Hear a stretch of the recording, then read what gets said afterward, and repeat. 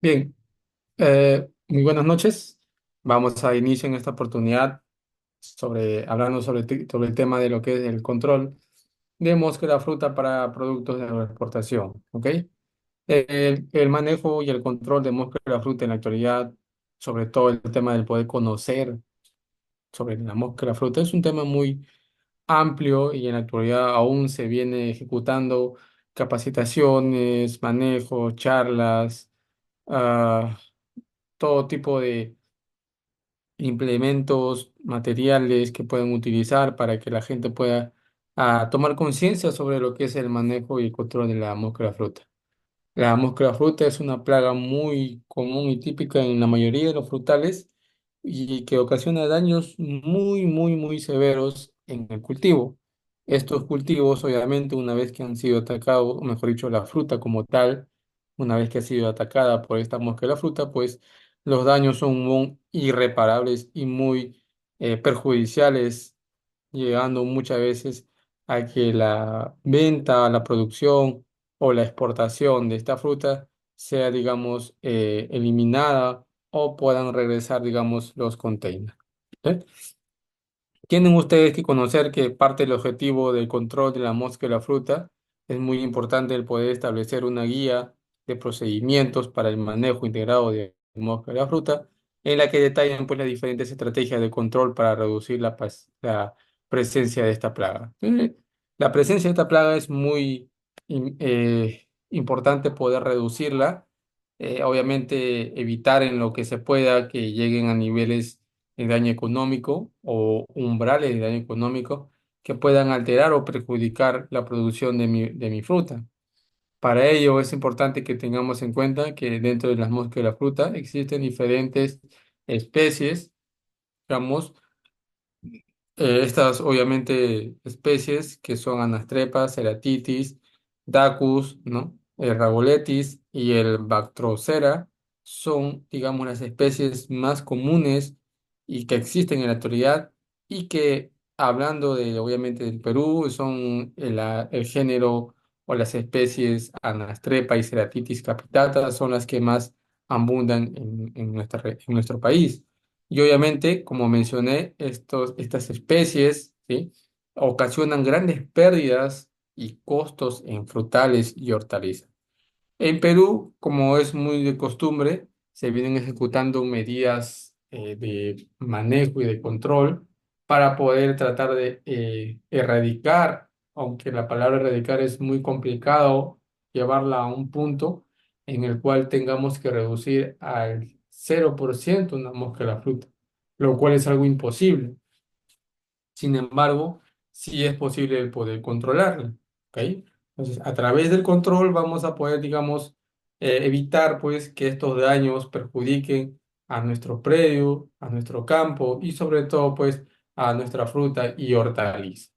¿Eh? Dentro de las generalidades que involucra saber conocer este manejo de control de mosca de la fruta, es poder considerar que en el año 1956 se registró por primera vez en el Perú, específicamente en Huánuco, la introducción de la mosca mediterránea. Y a partir de ahí, el género Anastrepa, obviamente, es nativo, obviamente, del continente americano. Dentro de las 205 especies conocidas, obviamente en el Perú se han registrado 34 especies, las cuales están publicadas en la revista peruana de entomología. Esas 34 especies que se han encontrado en el Perú, como menciono, la Ceratitis capitate y la Anastrepa son las que más abundan de esas 34 especies. Siempre considerando que desde la década de los 60 se realizan acciones de investigación y de control para la mosca de la fruta. Estamos, digamos, en el año 2000, digamos, 25, y fíjense ustedes que desde la década del 60 hasta la actualidad aún no se puede llegar a controlar esta plaga, dado que es un poco complicado poder, digamos, erradicarla. Siempre se tienen que hacer entonces eh, trabajos, investigaciones, charlas, manejos, ya sea manejos culturales, manejos químicos, ¿sí? Manejos biológicos, bueno, todo lo que pueda considerarse es importante mantenerlos para poder llevar al mínimo la presencia de esta plaga.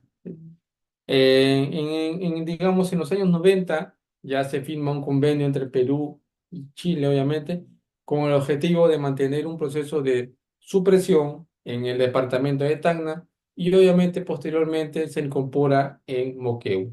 Entonces, tanto Perú como Chile hicieron un convenio para poder, digamos, llevar al mínimo la presencia de esta plaga, con el objetivo, pues, de poder llegar a un nivel en que le impida el poder, digamos, nosotros eh, exportar o vender nuestra fruta a otros lados.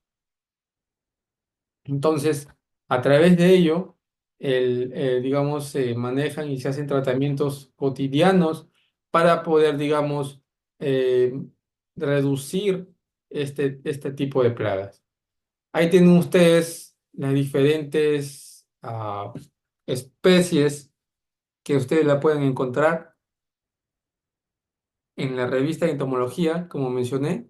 Recuerden que habíamos mencionado que eran 34 especies y obviamente de las 34 especies podemos mencionar que la anastrepa, ¿sí?, es la que más abunda y ustedes pueden ver ahí que obviamente el género Anastrepa tiene mucha importancia en el ámbito del Perú y obviamente de ahí surge la importancia de poder, digamos, hacer uso de diferentes manejos y controles para poder reducir la presencia de esta mosca. Siempre es importante que conozcamos y tengamos en cuenta cómo diferencia uno el género Anastrepa y el género Ceratitis capitata. Aquí en la imagen de abajo ustedes pueden ver que para la mano izquierda, ¿sí? Este de acá, a ver, voy a poner una pluma puntero láser. Ahí está. Esta imagen que ustedes ven acá pertenece al género Anastepa y el de acá pertenece al género Ceratitis capitata. ¿Cuál es la diferencia? Bueno, principalmente fíjense, el color uno es un color más anaranjado, ¿sí? El otro es un color más oscuro, el otro tiene, digamos, bueno, en este caso, la parte, digamos, de su abdomen es un poco más ancho, ¿sí?, en forma circular, y el otro es un poco más angosto. El tamaño de la Ceratitis capitata también es un poco más grande en comparación del género Anastrepa. A su vez, en las alas, fíjense, tienen como una figura que, digamos, podamos mencionar en forma, digamos, oblicuas, y en el género Ceratitis tiene en forma de V invertida, ¿ok? Esa V invertida entonces es típica de este género Ceratitis capitata. Entonces, esas diferencias las hacen, digamos, típicas y comunes y que hasta cierto punto uno pueda, digamos, poder identificar y reconocer el género que predomina en el predio, en el campo en el cual estamos trabajando. ¿Sí? Aquí tienen entonces ustedes, una vez más, como les dije, fíjense, esa es la diferencia entre una mosca del género Anastrepa y una mosca de Ceratitis capitata. Siempre la Ceratitis capitata va a tener, digamos, una forma un poco más ancha, sí, un poco más grande, un poco más, forma, digamos, circular, y el género Anastrepa un poco más larga. Y como mencioné, pues el tema de las rayas de las franjas en las alas también es muy importante. El tema de la cabeza, fíjense, tiene una cabeza más angosta y la otra un poco más achatada, el Ceratitis capitata. Y en cuanto al tamaño, pues siempre es mencionar que una es más larga que otra, pero en anchura le gana la Ceratitis capitata. Entonces, ahí es una manera típica de cómo uno puede identificar, ¿no?, el género Anastrepa y el género Ceratitis capitata. Y aquí tienen pues las diferentes formas tanto de sus huevos y de sus estados ninfales y dónde ataca. Bueno, ahí tienen, ¿no?, entonces la distribución de las diferentes especies de Anastrepa y Ceratitis capitata en la costa digamos, del Perú, ¿no?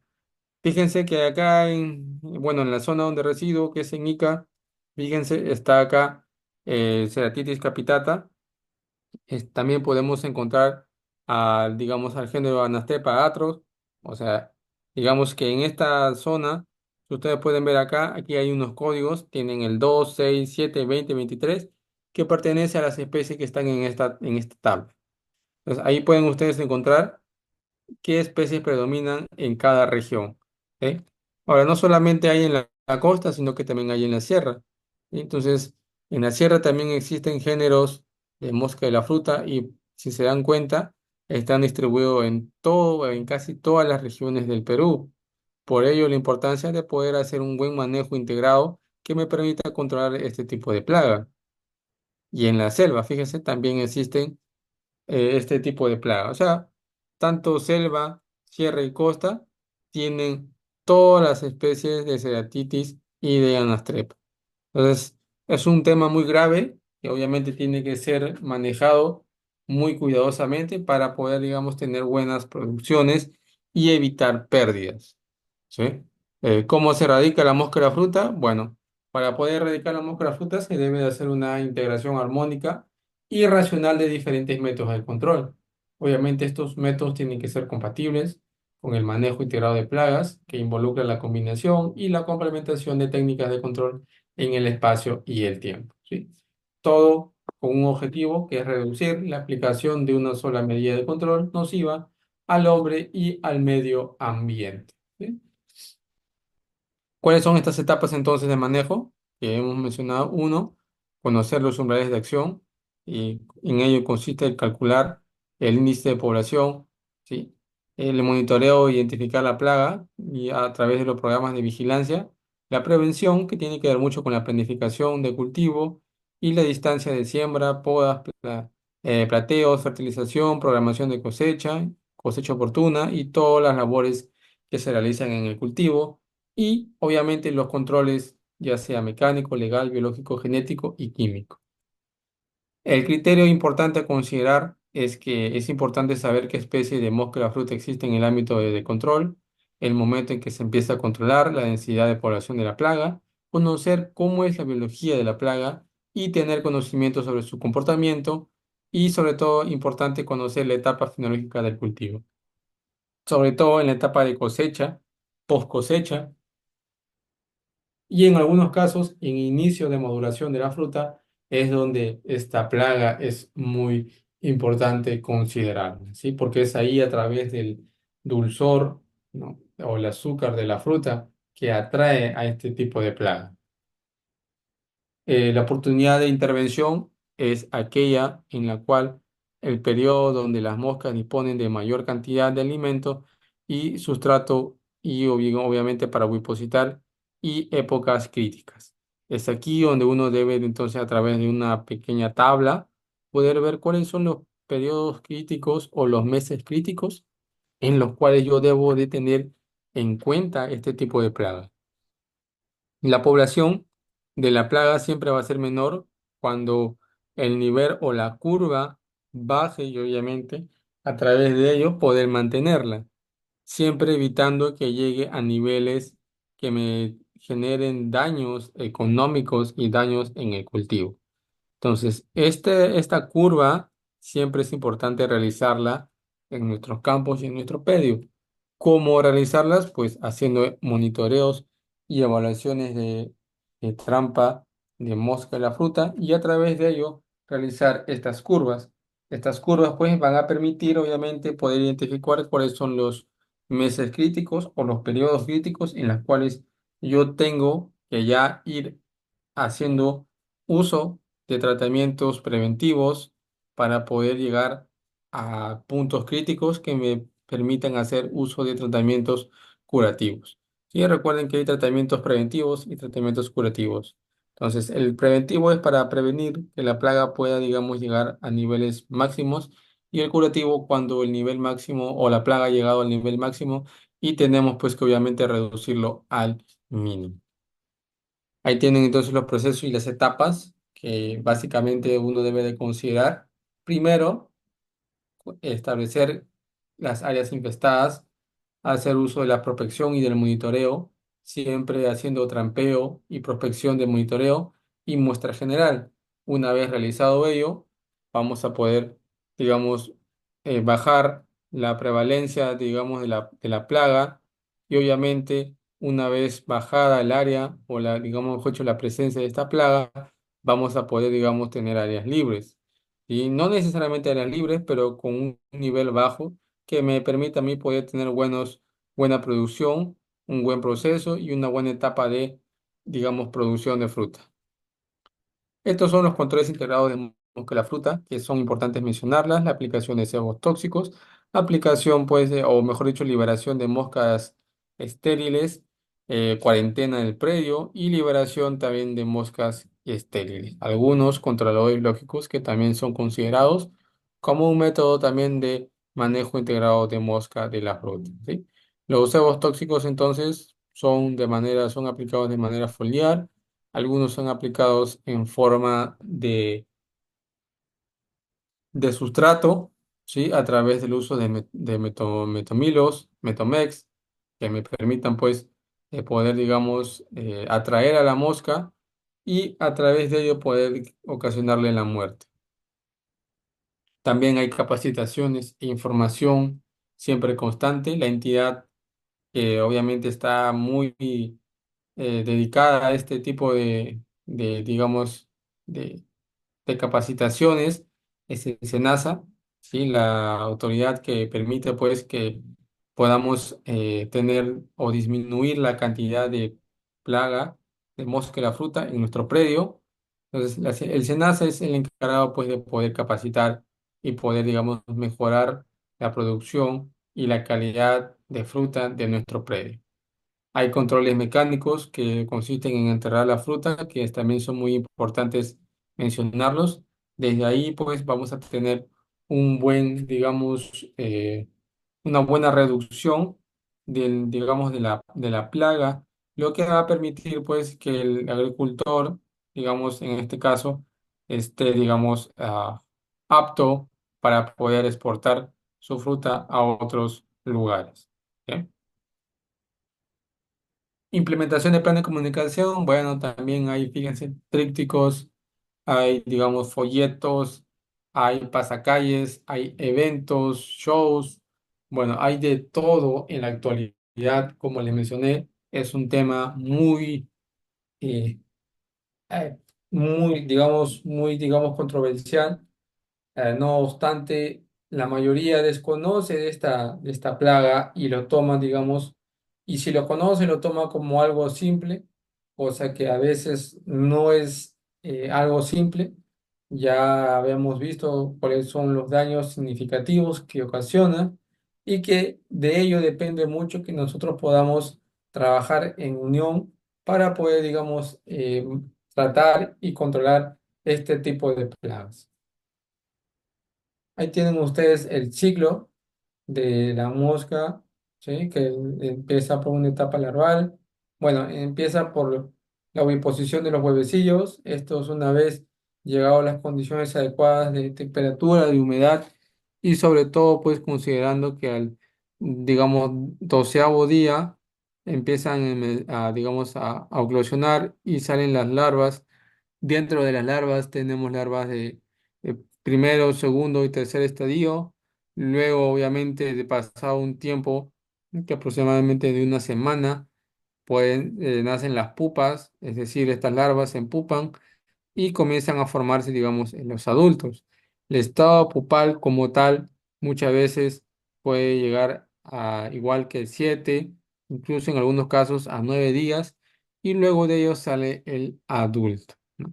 Llámese macho o hembra, los cuales en la oviposición o en el apareamiento hacen pues que obviamente la hembra pues pueda ovipositar y nuevamente seguir el ciclo de vida de esta mosca. ¿Sí? Hay tratamientos para huevecillos, hay tratamientos para larvas, hay tratamientos para pupas y hay tratamientos para adultos. La idea o el objetivo es romper el ciclo para que esta plaga no pueda, digamos, desarrollarse. Fíjense, estos son los daños de oviposición y daños de la larva. La oviposición, pues obviamente consiste digamos, en colocar los huevos en la fruta o en las hortalizas Y aparentemente, pues uno puede pensar de que de repente aún no hay daños significativos. Sin embargo, cuando estos huevecillos comienzan a eclosionar y salen las larvas, los daños en la parte interna son muy notorios, lo que va a afectar no solamente el rendimiento de la producción, sino también la calidad. Desde luego, estos tipos de fruta ante, digamos, la presencia o digamos, los estándares de calidad que pide el mercado, pues obviamente quedan reducidos al mínimo, muchas veces permitiendo pues que se pueda perder la producción de esta fruta, dado que esa calidad o bajo esas condiciones no es muy recomendable el poder, digamos, exportar esa fruta para lugares, digamos, que puedan, digamos, pedir o, digamos, controlar este tipo de plagas.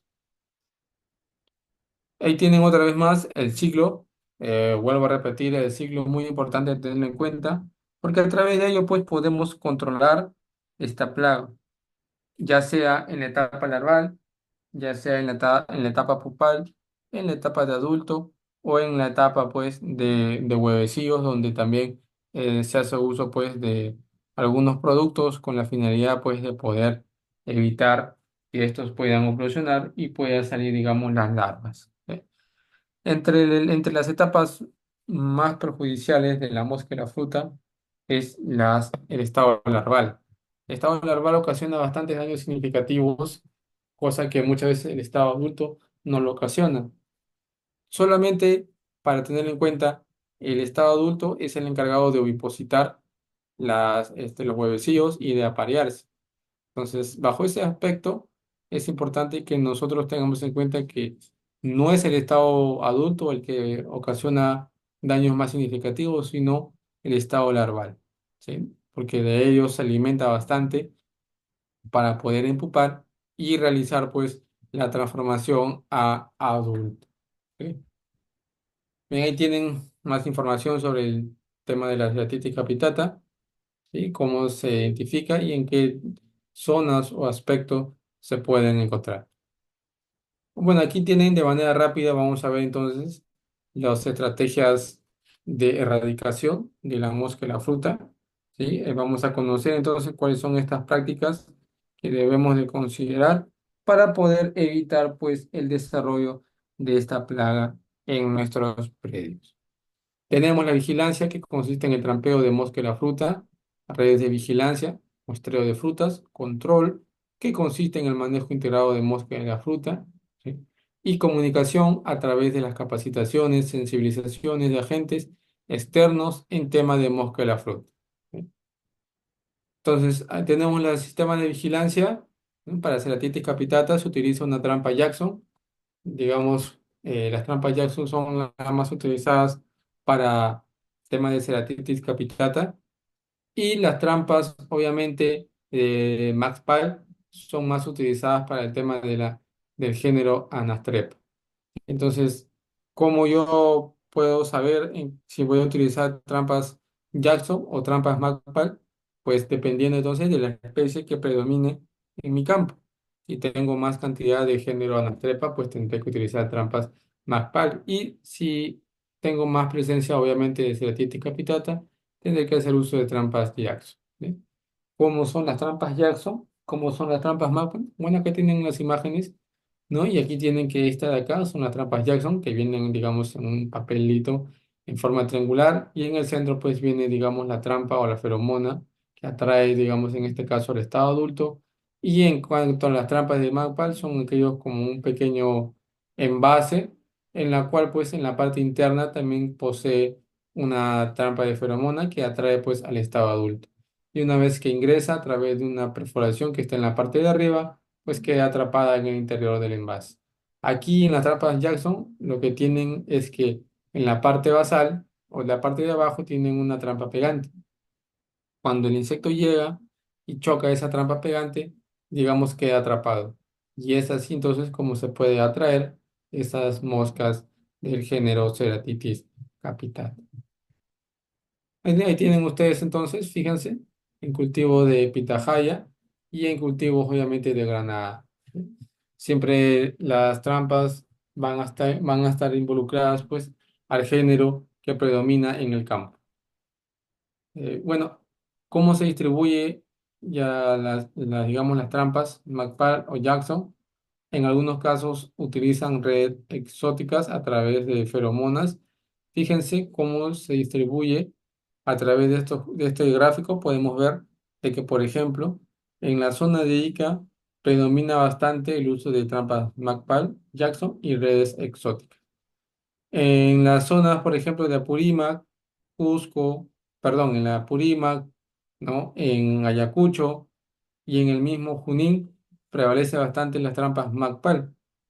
Eso quiere decir que en esos lugares o en esas zonas predomina la presencia de género Anastrep. En Ucayali, por ejemplo, predomina el tema de las moscas con redes exóticas y para el caso, por ejemplo, de Lambayeque se utiliza bastante las trampas Jackson, la de género Ceratitis capital. Bueno, aquí tienen el manejo integrado de mosca de la fruta, biológico, físico, cultural, etológico, autocida y químico. Pasos previos para poder identificar el enemigo. Fíjense, para cultivos, algunos para ciruela, hay cultivos de mosca de la ciruela para el tema del pacay, mosca del pacay, y para el tema de moscas para cultivos en generales, mosca sudamericana, o también mosca zapotáceas, y para el tema del cultivo del guayabo, mosca del guayabo. ¿Sí? El Moncaset también es una plaga de tipo de mosca de la fruta que ataca bastante sobre todo a los cultivos de pepa, como son, digamos, la manzana, la pera, son ahí donde más ataca este tipo de especie de mosca de la fruta. Igual acá tienen ustedes el género Anastrepa, a qué cultivos ataca en su totalidad. Anastrepa ludens, Anastrepa obliqua, Anastrepa striata y Anastrepa serpentina, ¿no? Para todos los cultivos, por ejemplo, guayabo, zapote, para el limón, para las peras, ¿no? Para las toronjas, para los pomelos, mandarinas, para los cítricos, bueno, para todos los cultivos existe, pues, conocer cuáles son las especies que más abundan dependiendo del cultivo que yo tenga en mi predio. Bueno, esa es la metamorfosis de una mosca a la fruta.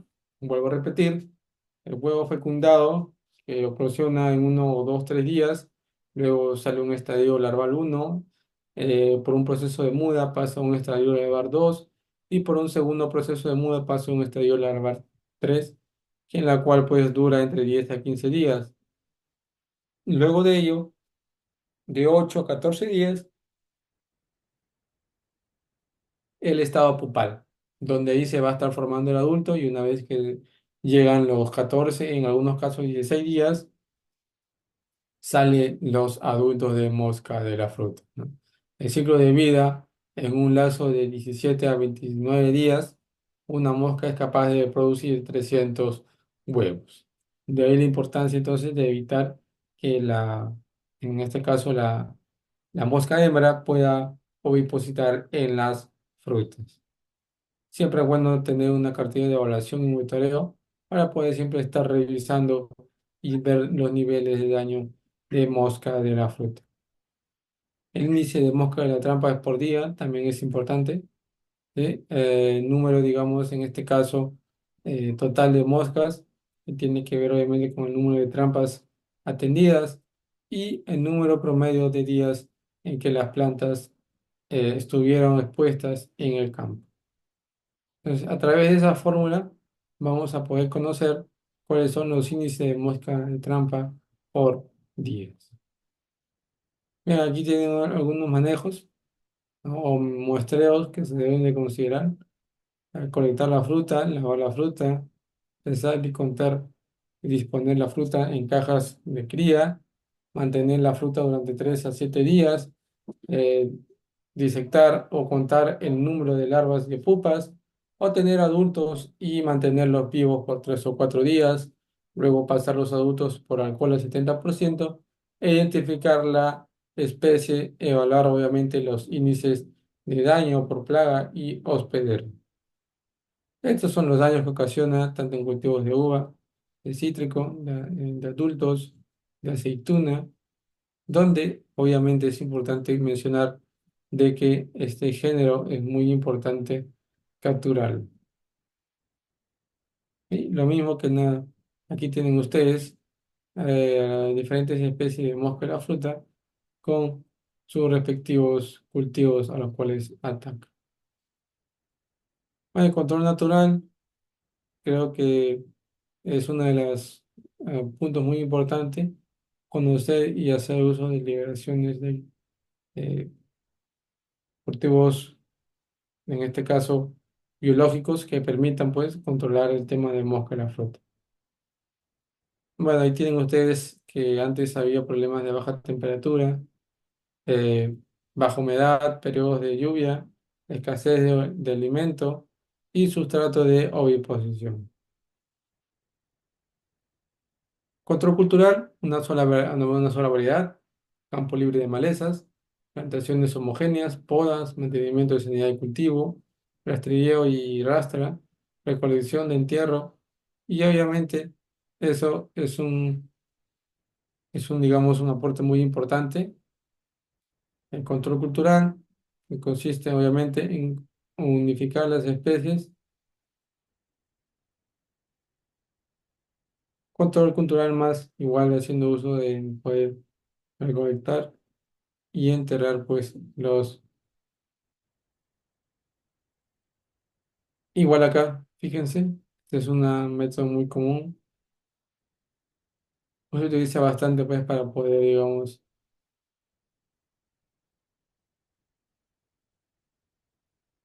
control cultural igual, rastro y rastrilleo, otra práctica muy utilizada para poder, digamos, evitar la presencia de este tipo de plaga en mi cultivo, en mi predio.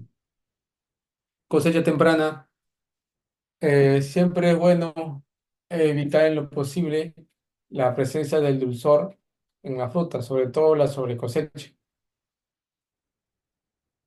No se trata que no se coseche.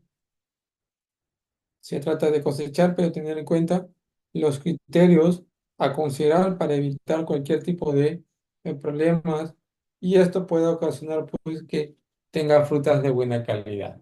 ¿Eh? Entonces, la cosecha temprana es muy importante porque con el cultivo está temprano, o mejor dicho, el cultivo regresa temprano, siempre hace un calor. Obviamente el calor siempre va a depender de la mano del bochorno que pueda tener uno, ¿no? Bien, control cultural entonces, ahí tienen las cosechas tempranas y es muy importante, vuelvo a repetir, para evitar pues que no ataquen en lo posible a las frutas más buenas y sobre todo evitar pérdidas. Otro control cultural muy importante es digamos, la rotación de cultivo, es decir, rotar los cultivos para poder, digamos, yo mantener, digamos, libre de presencia de mosca en la fruta. Y ahora no solamente es, digamos, cambiar, obviamente, o alternar de cultivos, sino también el poder, digamos, manejarlo y tratarlo para poder evitar que no se pueda, digamos, romper, ¿no? O morir. Entonces, esos criterios son muy importantes, siempre tenerlos en cuenta. Ahí tienen el control etológico, hay algunos que no tienen. Y obviamente uno tiene que mismo organizarlos o crearlos para poder tener buenos resultados. Ahí tienen la preparación de las trampas. Sí, es importante que siempre haya un personal que esté preparando las trampas, obviamente, con el objetivo pues de poder mejorar y tener las trampas al instante. ¿Sí? Y ahí tienen, fíjense, tienen adulto macho de Ceratitis capitata, tienen los primeros síntomas de daño de la valla, en el caso del cultivo de uva, racimos con daños de mosca a la fruta, hospedante y alternativo, muy eficiente y que hay que controlar, obviamente. El control entonces va a tener que estar enfocado en la cantidad de mosca y niveles de daños económicos. La trampa a aplicar también es muy importante para poder evitar mejorar su control y el mosquero, pues, para la captura masiva. Aquí tienen cómo usar trampa masiva. Bueno, aquí tienen un ejemplo claro de cómo es que se utiliza. Trampas disponibles, ¿sí? Bueno, en la actualidad también existen algunas trampas como este es el de la Trap, que es una marca que obviamente ya tiene preparada, lista, digamos, la trampa para poder solamente llevarlas a campo. ¿Sí? De lo contrario, pues habrá que utilizar ciertas condiciones, ciertos criterios a la hora de establecer el control para mosca de la fruta. Aquí tienen cómo es que se instala. Siempre es importante que la entidad del SENASA, ¿sí?, haga, digamos, una caracterización del campo y a través, obviamente, de una acta de instalación permita poder, digamos, dar nuestra aprobación para que puedan instalar las trampas. ¿Eh? El servicio siempre es importante y que tiene que ver con la inspección de las trampas, el traslado de material biológico al laboratorio y la identificación de adultos de mosca de las frutas en laboratorio. Todos esos detalles es importante que siempre se tengan en cuenta y que a la hora de poder establecer digamos, un programa, consideremos la instalación de las trampas. ¿Sí? Control químico, bueno, el control químico, como les había mencionado anteriormente, está más enfocado en lo que era el tema de los cebos tóxicos, que son mezcla de atrayentes alimenticios, digamos en este caso insecticidas y agua, y que en eso pues se utiliza bastante el malatión, el dimetoato, el espinosal y el NEN. Son, digamos, los productos más utilizados y a los cuales pues uno puede utilizar para poder utilizarlo. ¿Sí? El control químico pues entonces está enfocado en el uso de malatión y espinosat para poder, digamos, tratar y cada 7 días, dependiendo del monitoreo, incluso hasta 8 aplicaciones al, por ejemplo, detectar que la plaga se deberán repetir las aplicaciones. Es decir, cuando la planta esté en campo, se va a dar un riego adicional para poder, digamos, lavar la cantidad de problemas, obviamente, que puedan haber dentro de una plaga de mosca de la fruta.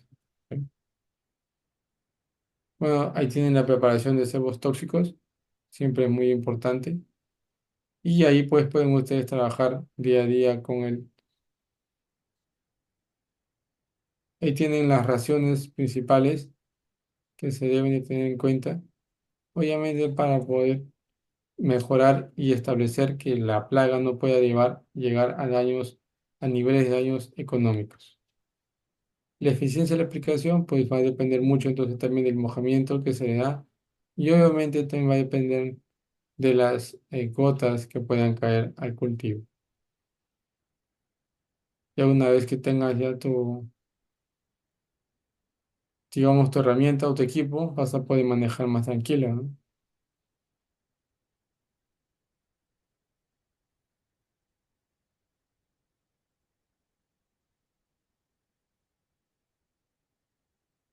¿Cómo se aplica los aguas tóxicos? Fíjense cuál es la manera adecuada. No aplicarla en el centro, ni en forma de, digamos, de aspa, sino en las bandas. Entonces, es ahí donde más las moscas son atraídas y una vez que son atraídas son llenados o depositados en un frasco. ¿Ok? El control biológico es otro método también muy utilizado. Para ello, pues se utiliza ciertas especies, por ejemplo, la Ganaspis, ¿no? El Perianonol, el Coctora, perdón, el Opilus, ¿no? Y conectado obviamente todo esto con el género, obviamente, de el género de los Aganaspis, que obviamente son los géneros más abundantes y que existen, obviamente, en este caso, en los ámbitos o en las especies que se establece la presencia de esta mosca de la fruta.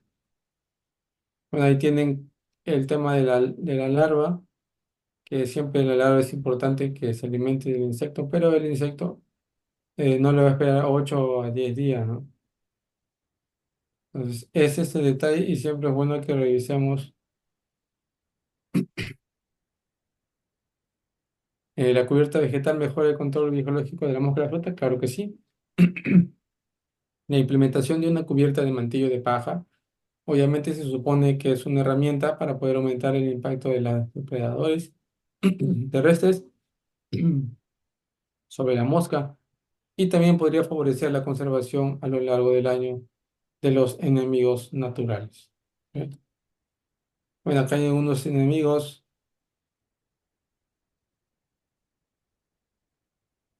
En cuanto a la naturaleza, pues se encuentra para el caso del control de biológico una serie de organismos de enemigos naturales para la mosca y la fruta. Estos microorganismos son los géneros Pardosa, cribata, el Pachyrhinopodes, Bendidemis, el Spalagia, Camero y el Pseudophonus rupiles.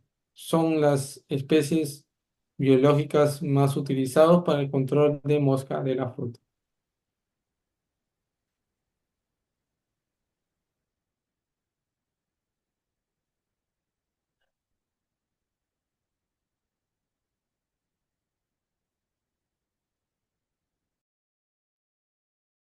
Y bueno, entonces era el tema de poder continuar acerca sobre el uso de los controladores biológicos y eso es importante considerarlo, ¿ok? Porque no solamente a través de los controladores culturales se maneja, sino que también a través de los controladores biológicos, ¿sí? ¿Qué condiciones se deben cumplir? Obviamente, que las estrategias de control, obviamente, sean consistentes en hacer crecer la población de enemigos naturales hacia la mosca de la fruta, ¿sí? Estos son el control autosida. ¿Qué consiste en el control autosida? Consiste en poder hacer, digamos, esterilizar hacer uso de las prácticas de esterilización, que consiste pues en esterilizar más que nada, en este caso los machos, con la finalidad de que cuando se aparee con la hembra, obviamente, no genere pues la reproducción de huevecillos, ¿sí?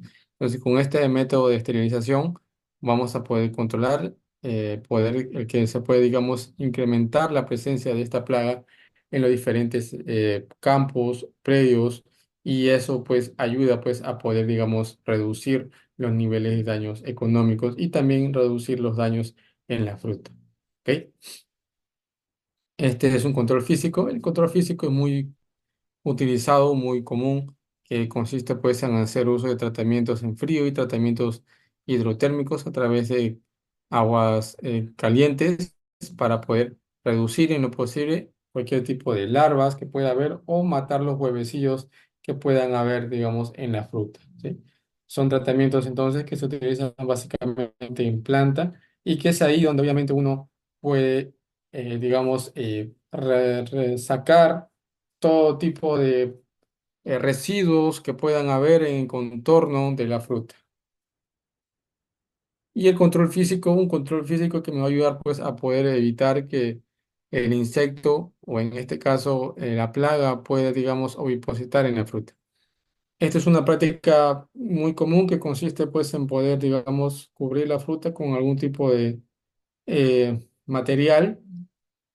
Desde luego, el tema es la cantidad de costos y la cantidad pues de materiales y jornales que se van a utilizar. Sin embargo, se ha demostrado que los niveles de daño reducen considerablemente a la hora de aplicar este método. Entonces, siempre es bueno realizar el método más adecuado dependiendo de la economía y dependiendo de la cantidad de personas que uno tenga en el predio.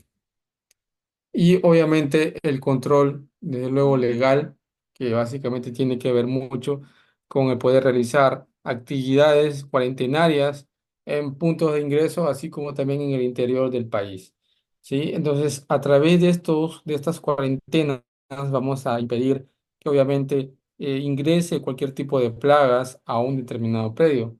Es por eso que cuando uno va a una determinada empresa, principalmente a una agroexportadora, les impide que puedan ingresar con cualquier tipo de fruta, dado que a través de este método de cuarentena o legal, el objetivo es que ninguna fruta ingrese a otro campo sin que esto obviamente tenga una autorización.